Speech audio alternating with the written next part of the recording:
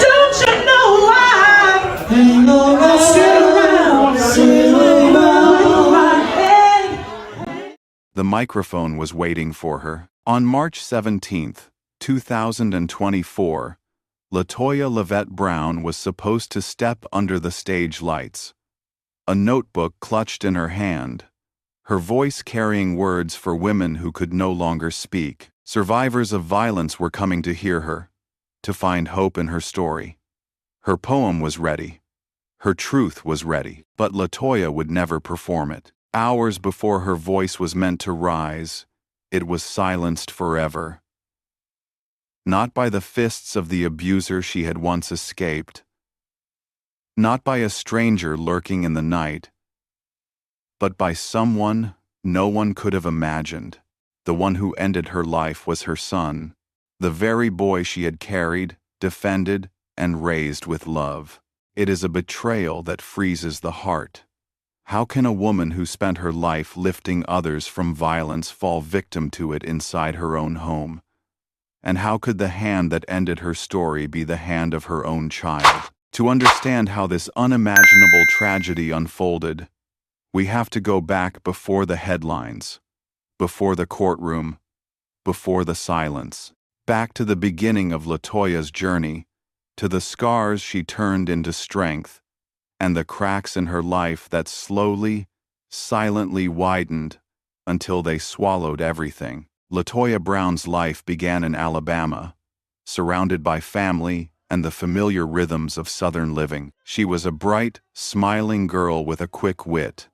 But behind that smile, her teenage years slipped into shadows. Like many young women searching for love, she fell into the arms of a man who seemed protective, attentive, almost too good to be true. And, as too many women learned too late, the man who once held her close eventually held her captive. What started with jealousy soon twisted into control, and control became violence. The house that should have been her refuge became a cage. Friends saw glimpses of the truth. The long sleeves in summer, the way she avoided answering questions about her partner, the forced smiles that didn't quite reach her eyes. But LaToya stayed, not because she wanted to, but because fear convinces you that there is no door, no way out. For years, she endured. Until one night, broken and exhausted, she made a choice that would alter the course of her life. She left. Leaving was not an end. It was the beginning of another kind of battle. Bills stacked up. Nights were long and lonely. She had her children to protect, and her past weighed heavy on her shoulders. But one thing her abuser could never steal was her voice. That voice became her weapon. Late at night, when silence pressed too heavily, she wrote. First scraps of poetry scribbled on loose paper, then full performances whispered into the mirror. Her pain became words, her words became poems, and those poems became the foundation of a new life. She began to perform, and when she did, audiences leaned in. Her voice was soft yet commanding, fragile yet unshakable. She spoke not only for herself, but for every woman who hadn't yet found the courage to leave, and for those who never got the chance. She became an advocate, a beacon, a living reminder that survival was possible. But survival did not mean life was easy. Behind the curtain of applause and admiration, her struggles never disappeared. Bills still piled high. The stress of raising children alone lingered, and at the center of her worries was her oldest son, Cameron. Cameron was quiet, withdrawn, a boy who rarely stepped fully into the light. To neighbors, he was polite, though distant. To friends from school, he seemed moody, a boy who often lingered at the edges of things. Inside the home, he was more complicated. Sometimes explosive, sometimes silent, but rarely at peace. LaToya, for all her wisdom, worried about him. Their relationship grew strained as he got older, arguments erupting over chores, responsibilities, money, small sparks that sometimes flared into uncontrollable fires. She confided in close friends that she feared his temper, that she worried about his distance. But like any mother, she defended him, loved him fiercely, and hoped that patience would heal what anger had fractured. On the outside, she stood tall, smiling, radiant under stage lights. On the inside, she carried a storm no one else could see. By early 2024, LaToya had grown into more than just a performer. She was a symbol of resilience. Her community invited her to speak, to mentor, to remind survivors that healing was possible. Her poetry was both shield and sword, but at home, tension simmered. Cameron's silences grew longer, his moods darker. LaToya prepared for her March 17th performance, pouring her soul into rehearsals. She wanted that night to be proof that scars could be turned into art, that survival could bloom into beauty. Cameron saw something else. To him, her performances felt like a spotlight on wounds he wished would stay buried. He resented the past she spoke of, resented the strength she found in it. The cracks in their fragile bond deepened, and so, on the night before the stage lights were meant to shine, another kind of light lit up the neighborhood. The flashing blue and red of police cars, signaling a tragedy no one could have imagined. LaToya's story is one of transformation from survivor to advocate, from silence to poetry. But even as she stood strong in public, the shadows at home grew darker, and the boy she had once cradled in her arms carried a weight she could never quite reach. The question that lingers is one that has no easy answer. How does love between a mother and son turn into something so destructive, so final? And if survival is possible, why does violence sometimes find its way back, even in the safest of homes? There's so much more to this story that will leave you speechless.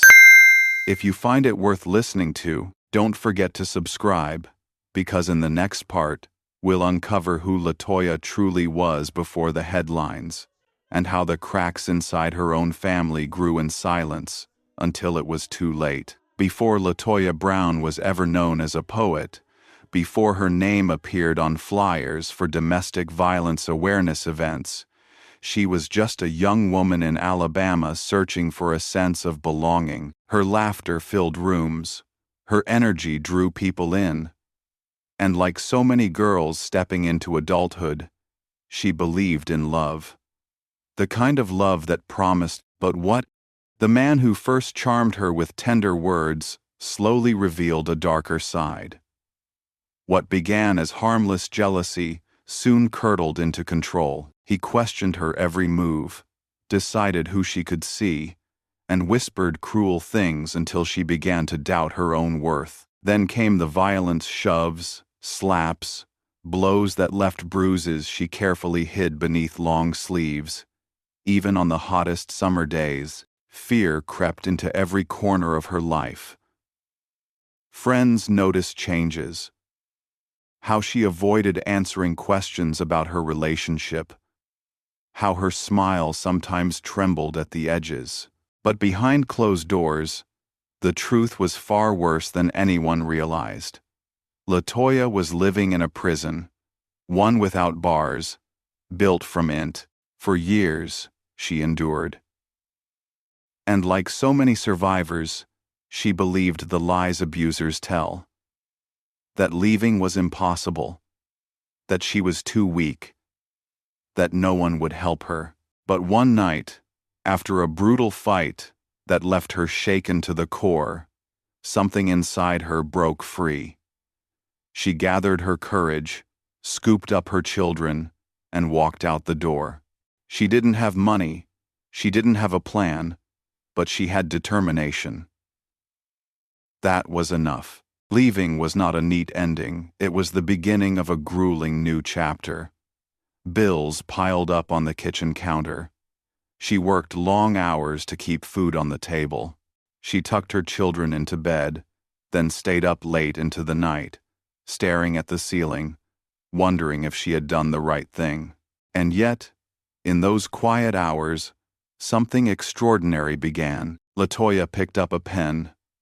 She poured her pain onto scraps of paper, words flowing faster than her hand could keep up.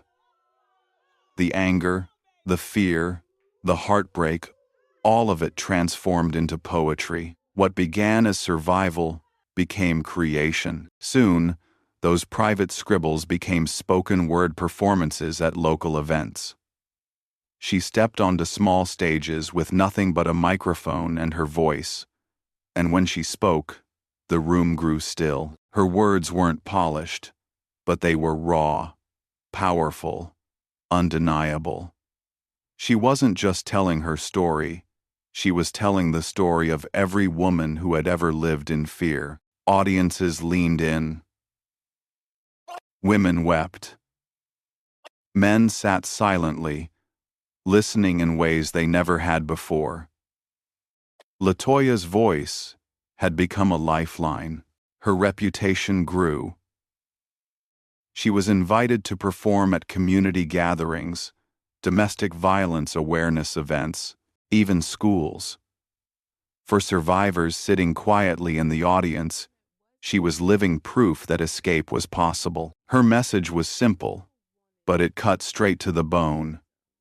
Scars weren't weakness, they were evidence of survival. But as LaToya's star rose in public, life at home was far less triumphant. Her children had grown up watching their mother struggle, fight, and rebuild. For her youngest, she was a hero. For her oldest, Cameron, things were more complicated. Cameron had been a boy when LaToya first walked away from abuse, and like many children in violent households, he carried wounds that no one could see. He watched his mother relive their past on stage, and while strangers applauded her courage, he often saw it as a painful reminder of everything they had endured. LaToya confided to close friends that Cameron sometimes resented her poetry, resented the way she spoke about the past. Arguments erupted between them, sometimes over small things, sometimes over nothing at all. His temper was unpredictable, his silence heavy and unsettling. Still, she loved him fiercely. She defended him when others criticized. She told friends he just needed time, that patience and love would heal what anger had broken. Like many mothers, she believed in him even when he gave her little reason to, but the truth was harder. Behind the curtain of resilience and applause, LaToya's relationship with Cameron was fraying. He was 24 now, a grown man wrestling with shadows his mother couldn't reach. Friends whispered about drug use, about untreated mental health struggles. LaToya worried about his temper, about the storm that seemed to build inside him. She had built a life from ashes. She had found strength in scars. But inside her own home, peace always felt just out of reach. By early 2024, LaToya's voice carried farther than ever before. She was scheduled to perform on March 17th, her biggest stage yet, a chance to remind survivors that leaving was worth it, that healing was possible. She rehearsed tirelessly, pouring herself into the words she had written late at night, when the weight of her past threatened to crush her. But Cameron wasn't celebrating. His silences grew longer, his mood darker. He resented the attention his mother's performances brought. Where others saw her strength, he seemed to see only a spotlight shining on wounds he wanted buried. And so the tension at home sharpened, invisible to the community that admired LaToya.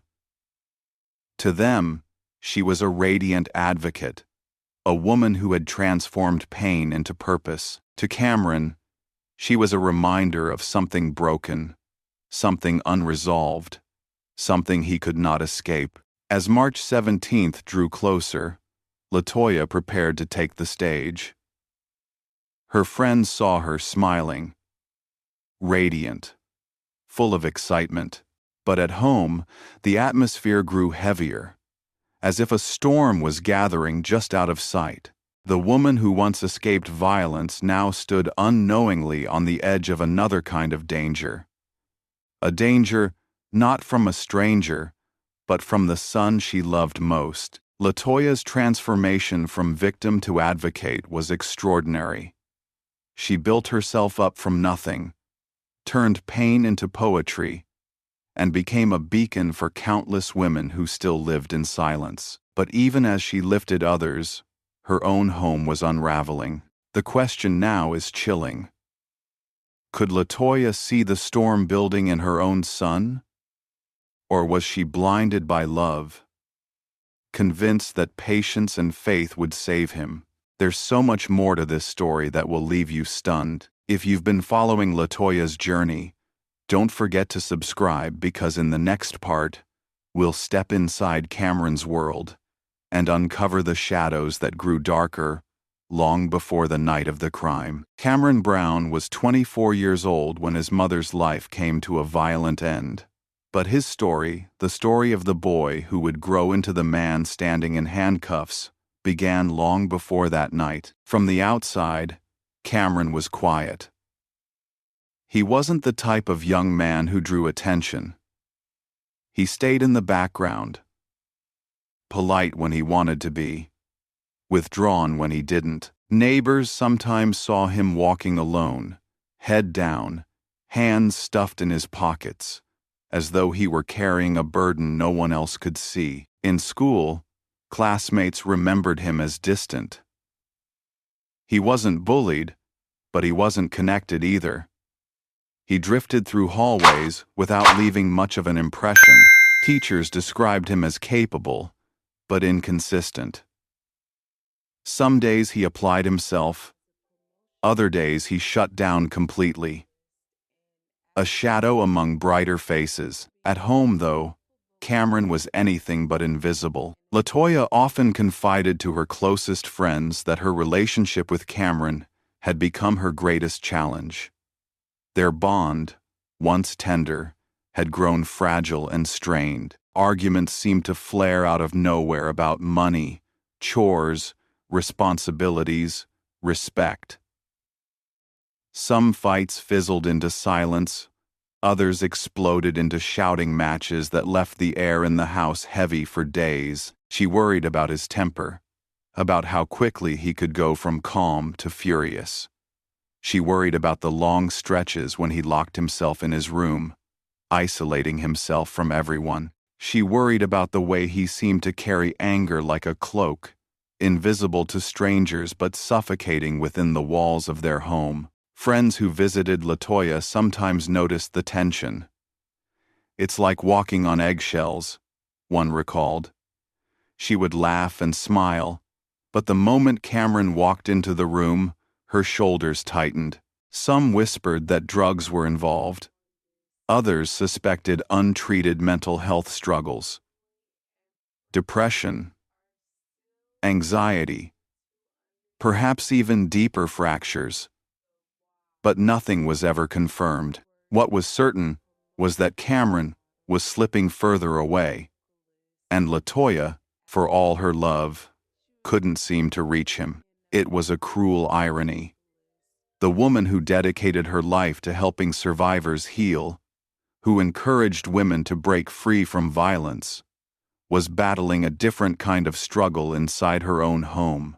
She had fought so hard to escape abuse, only to find herself confronting a different form of it in her son, a young man she couldn't simply walk away from.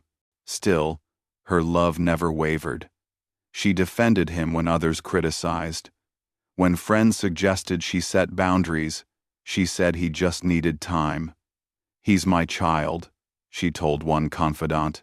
"If I give up on him, Who else will believe in him?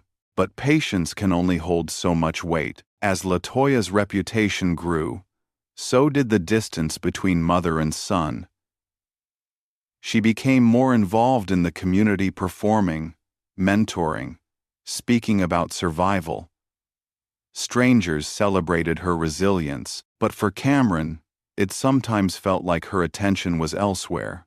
Her words about survival and scars, about cycles of violence and escape, rang like echoes of a past he didn't want dragged into the present. To him, her poetry wasn't healing, it was reopening old wounds. By early 2024, the divide between them was impossible to ignore. Cameron was restless, his silences longer, his moods sharper. Neighbors noticed him coming and going at odd hours, sometimes with an expression that seemed lost, almost hollow. At home, LaToya rehearsed for her March performance, pouring her soul into words meant to inspire. Cameron simmered in silence. The arguments intensified. Some were about small things, chores undone, bills unpaid. Others cut deeper, touching nerves no one else could see.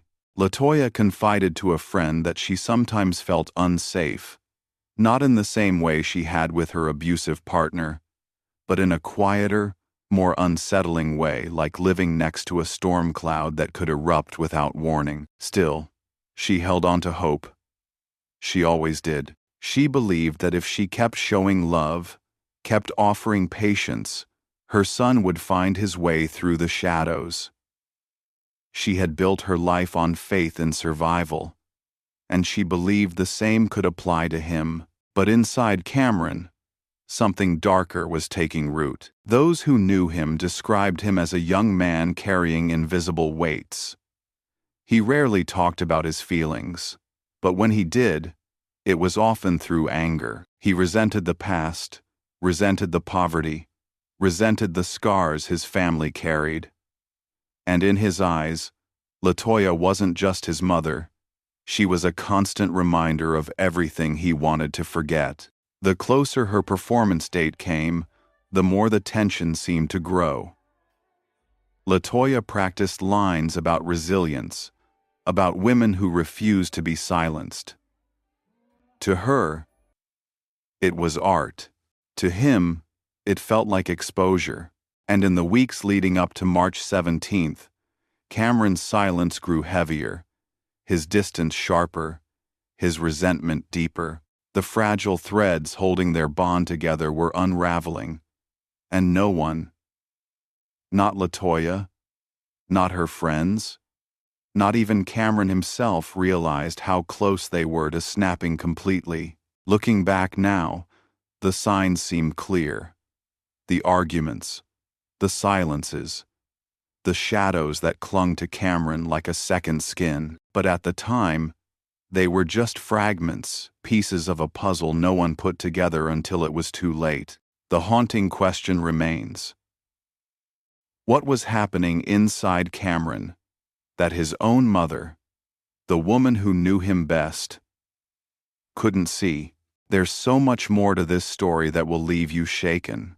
If you've been following, don't forget to subscribe, because in the next part, we'll step into the night of March 17th, when the silence inside LaToya's home broke and survival turned back into tragedy. The house was quiet at first. Just another Saturday night in Madison, Alabama. March 17th, 2024, was supposed to end like any other LaToya rehearsing lines for her performance. Cameron pacing in his room, the ordinary stillness of a family home. But in just a few hours, that stillness would fracture into something unthinkable. Neighbors later recalled that, sometime close to midnight, faint voices rose through the walls.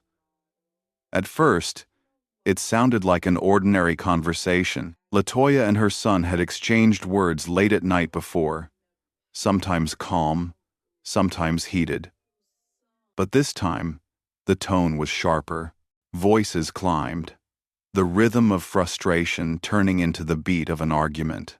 Inside the house, LaToya sat with her papers spread out, her performance just hours away. She had written lines that carried the weight of survival, words she hoped would remind others that even in pain, there was power. She wanted to make her children proud. She wanted to make herself proud. But Cameron wasn't in the mood to celebrate. His frustrations, buried for years, pressed against the surface. Something small, money, chores, responsibility, may have lit the spark. But what came out was more than that. It was years of resentment, unspoken anger, and shadows no one else could see. The argument escalated. LaToya's voice rose, not in rage, but in desperation. She wanted calm. She wanted peace. She wanted her son to listen. But Cameron was past listening. Neighbors heard shouting, then the sharp sound of something crashing, furniture overturning. Maybe a chair slammed against the wall, maybe glass breaking against the floor. One woman jolted awake, shaken by the sudden clatter. Another said it sounded like a storm raging inside the house. And then, silence. But it wasn't the silence of reconciliation. It was the silence that follows violence. A silence heavier than any sound. Somewhere in those moments, Cameron crossed a line that could never be uncrossed.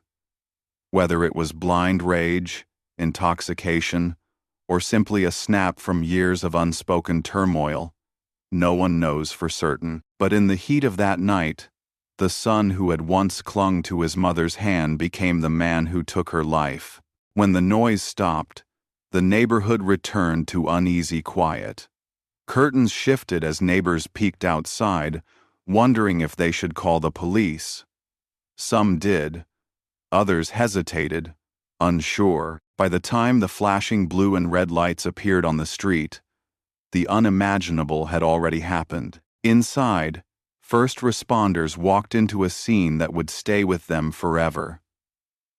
LaToya's body lay lifeless, the home marked by the brutality of the struggle. The woman who had survived an abusive partner, who had built a new life from pain, who had spent years giving other women the courage to leave, was gone, killed not by a stranger, not by a man she once feared, but by her own son. Cameron was still there when officers arrived. His demeanor unsettled them. There was no frantic denial, no flood of apologies. Instead, he seemed detached, almost distant, as though the weight of what he had done hadn't fully landed. He was placed in handcuffs and led outside, the flashing lights painting his face in red and blue. Neighbors stood on porches and sidewalks, watching in disbelief. Some wept openly, others shook their heads, unable to reconcile the boy they'd seen growing up with the crime he was now accused of committing. News of LaToya's death spread quickly. Within hours, phones buzzed with messages. Friends tried to call her, clinging to the hope that the headlines were wrong. But they weren't. By morning, the story had broken. Local advocate, poet, and domestic violence survivor killed. Son charged with murder. For those who knew her, the shock was unbearable. LaToya had been preparing to step onto a stage that very day, to share her words with survivors. Instead, her story had ended in silence. At the crime scene, investigators gathered fragments, overturned furniture, shattered glass, scattered papers from her performance. Every detail told part of a story, but none could explain the why. Why did Cameron snap? Why did anger turn to violence so final, so irreversible? In the days that followed, vigils lit up the community. Candles flickered in the night, shadows of friends and family gathering to remember a woman who had dedicated her life to helping others escape the very fate that claimed her. Her poetry was read aloud, each line carrying the weight of her absence. One verse, in particular, echoed through the crowd. Even in silence, the truth screams louder than the lies that try to bury it. Now, the silence screamed louder than ever. The tragedy of that night is almost too much to comprehend. A survivor of abuse, silenced again. A mother who gave everything, betrayed by her own blood. A community left shattered, clinging to questions no courtroom can fully answer. And yet, the haunting truth is this: LaToya wasn't just taken from her stage, her children, her community. She was taken from the very cause she had lived for, leaving behind a legacy interrupted and a question that still burns. How does love between a mother and son collapse into violence so devastating, so final? There's more to this story that will leave you breathless. If you've been following LaToya's journey, don't forget to subscribe, because in the next part, we'll step into the aftermath. The grief that spread through the community, the vigils that honored her voice, and the trial that forced everyone to confront the darkness hiding in plain sight. The sun rose over Madison, Alabama, but for the community that loved LaToya Brown, the world no longer felt the same. News of her death spread like a storm, first whispered among neighbors, then shouted across headlines, then shared with disbelief on social media. Poet, advocate, survivor killed. Son, charged with murder. For many, those words were impossible to comprehend. LaToya wasn't just another name in the news. She was a voice they had leaned on, a presence that had given countless women hope. She was the one who had stood on stages and declared that survival was possible, that healing could bloom even after years of silence. Now, she herself had been silenced. Within hours, calls poured in. Friends wept over the phone, their voices breaking as they tried to make sense of what had happened. Family members gathered in shock, clutching old photographs, staring at smiling faces that now felt like fragile ghosts. And then came the vigils. Candles flickered in the night as crowds gathered in church parking lots, on community lawns, in front of the very stage where LaToya had been scheduled to perform. People held hands, their faces illuminated by the soft glow of candlelight, their voices trembling as they recited her poetry aloud. One of her most haunting lines was repeated again and again. Even in silence, the truth screams louder than the lies that try to bury it. That truth was screaming now. Women stood at the microphone with tears streaming down their faces, telling stories of how LaToya had helped them, how her words had given them courage to leave abusive partners. Some admitted they were alive because of her. Others spoke of the way she listened without judgment, how she made them feel seen. But now, she was gone. The grief was heavy, but so was the confusion. How could this have happened inside her own home? How could the very woman who dedicated her life to fighting violence fall victim to it again, this time at the hands of her son? In the days that followed, the community struggled with that contradiction. Churches held special services, pastors reminding congregations that even the strongest among them carried hidden battles. Local organizations called for more resources for families in crisis, pointing out that violence doesn't always come from outside. It can grow inside the home, quietly, until it explodes. Meanwhile, Cameron sat in custody. Court documents revealed fragments of that night. The argument that escalated, the violence that followed, the lifeless body left behind. Prosecutors painted it as an act of rage, sudden but deadly. The defense hinted at deeper issues: mental health, substance abuse, years of unresolved turmoil. But in those early days, the courtroom was still weeks away. All anyone knew for certain was that a mother was dead, and her son was accused of killing her. For LaToya's family, Grief came with unbearable complexity.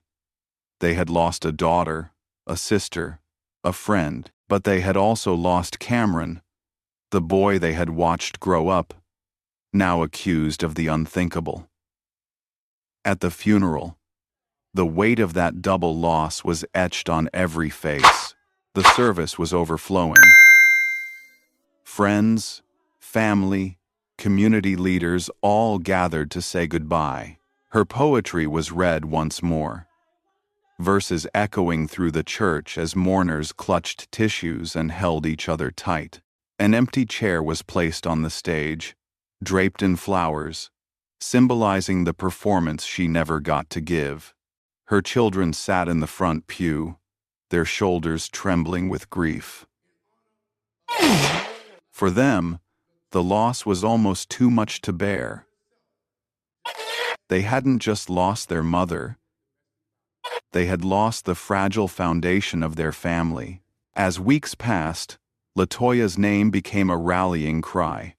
Community groups organized in her honor, advocating for early intervention in families struggling with violence. Schools invited speakers to talk about conflict resolution, about recognizing the signs of untreated mental health. Her story became more than tragedy. It became a warning, a call to action. But beneath those efforts, the haunting questions remained. Could this have been prevented? Were there warning signs that went unnoticed? Did LaToya's love for her son blind her to the danger she was in? Her closest friends admitted that she had confided in them, that she worried about Cameron's temper, about his distance. Some had urged her to create space, to protect herself, but she had always answered the same way. He's my son. If I give up on him, who else will believe in him? It is the kind of question that tears the heart in two. How do you balance a mother's love with a mother's safety? The community carried that question into every vigil, every church service, every late-night conversation about LaToya's death. It lingered in the air like smoke, unanswerable yet impossible to escape, and while the candles eventually burned out, the trial was still ahead, a trial that promised to rip open wounds and expose secrets, to force everyone to look directly at the darkness hiding behind closed doors. LaToya's story did not end with her death. In many ways, it had only begun. Her legacy was carried in the voices of the women she inspired, in the organizations now working in her name, in the children left to carry her memory. But as the community grieved, another truth became clear. Her son's trial would not just be about guilt or innocence.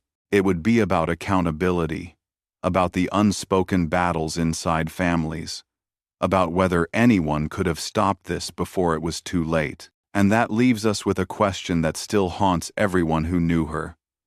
Was LaToya's death inevitable? Or could love, patience, and intervention have changed the ending? There's so much more to uncover that will leave you unsettled. If you've been following LaToya's heartbreaking journey, don't forget to subscribe, because in the next part, we'll step inside the courtroom, where the trial of her son revealed chilling testimony, divided the community, and forced everyone to confront the darkest question of all. What truly drove him to kill? The courthouse was packed on the first day of Cameron Brown's trial. Reporters filled the benches, their cameras clicking as the young man accused of murdering his mother was led inside in shackles.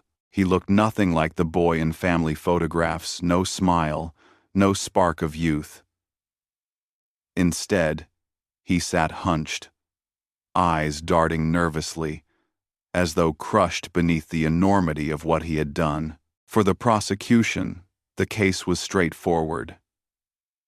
They argued that Cameron was consumed by rage, that years of resentment had built up until one night it snapped into violence. They presented evidence of past arguments, testimony from neighbors who had heard shouting through the walls, and accounts from friends who recalled LaToya's quiet fear in her final weeks. Every piece seemed to paint the same picture: a tragedy waiting to happen. The defense offered another story. They spoke of mental health struggles, of a young man weighed down by depression, anger, and unresolved trauma. They argued that this was not cold-blooded murder but the breaking point of someone who had carried too much for too long. They hinted at drug use, at pressures within the home, at wounds that had never healed. Each day in court was like peeling back another layer of pain. Witnesses recalled LaToya's words, her poetry, her passion for helping others. Her friends sobbed as they described the woman who had given them hope. Neighbors spoke of hearing the final argument, their voices trembling as they remembered the sudden silence that followed. And through it all, LaToya's family sat in the gallery, torn apart by grief. They mourned a sister, a daughter, a friend, and yet they also mourned the boy sitting at the defense table, the child they had watched grow up, now accused of the unthinkable. The prosecution read aloud passages from LaToya's poetry, her words filling the courtroom like a ghostly echo. Lines she had written years earlier about survival and scars now carried a chilling irony. One juror later said it was as though LaToya herself was testifying, her voice still present even in death. When the verdict finally came, the room held its breath. Cameron Brown was found guilty. Some gasped, others wept. The silence that followed was heavier than any gavel. Justice, in the legal sense, had been served. But no one left the courthouse feeling victorious. A mother was gone. A son's life was destroyed. No sentence could mend that fracture. In the weeks after the trial, the community struggled to move forward. Vigils turned into initiatives. Schools launched programs about conflict resolution and family violence. Churches held workshops on mental health and communication. Local organizations created funds in LaToya's name, dedicated to helping women and families escape cycles of violence not just from partners, but sometimes from within their own homes. Her poetry, once confined to small stages and open mic nights, spread far beyond Madison. Lines she had written in the quiet of her home appeared on posters, social media feeds, even murals painted across Dallas and Alabama. Her words lived on, taking on new life as both warning and inspiration. Her family, though shattered, vowed to carry her message forward. At one memorial, her sister stood before a crowd and said, "LaToya spent her life helping others find their voice. Now it's our turn to make sure hers is never forgotten." But the legacy came with an unshakable question. Could this tragedy have been prevented?